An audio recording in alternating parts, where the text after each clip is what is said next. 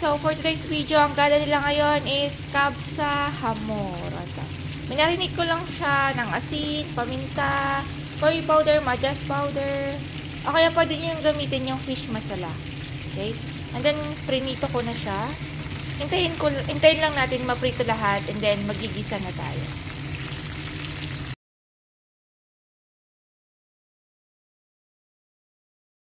Ayan, nagpainit na ako ng mantika. Nilagay ko na rin yung sibuyas. Lutuin lang natin ng konti yung ating sibuyas. Lagay na natin yung ating ginger garlic paste. Ayan, halulin lang natin hanggang sa maluto.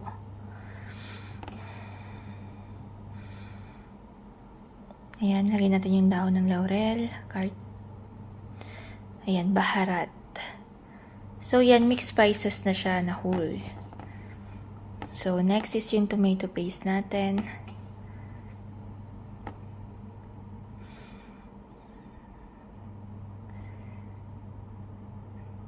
Then, pagluto na, isunod naman natin yung aking blender na kamatis.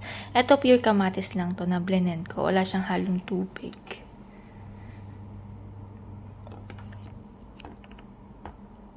Ayan, haluin natin.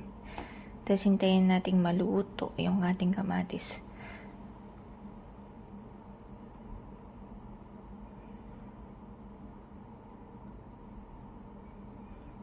Yan, pagluto na, ganito yung magiging itsura niya. And then, pwede na rin natin lagyan ng tubig.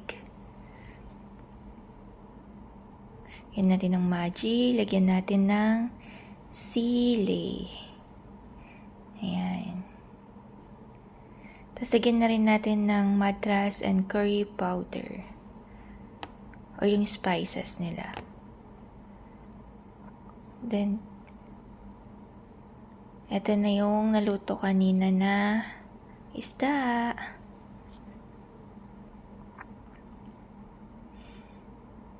Ayan. Pag kumulo na ng kumulo yung tubig, ilagay na natin yung ating isda.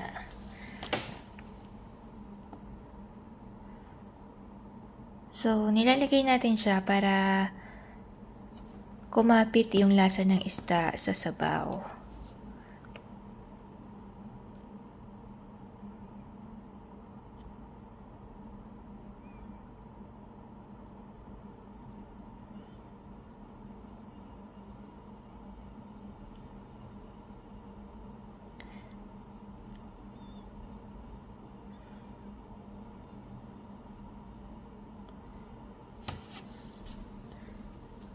Yan, takpan na natin. Hintayin nating maluto ng 20 minutes.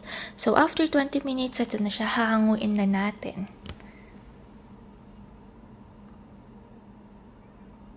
Ayan.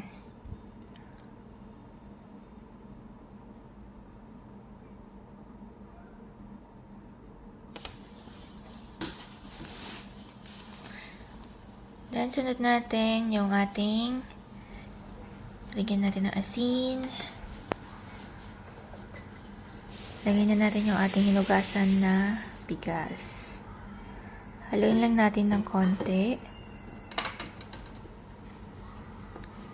Tapos, takpan na natin.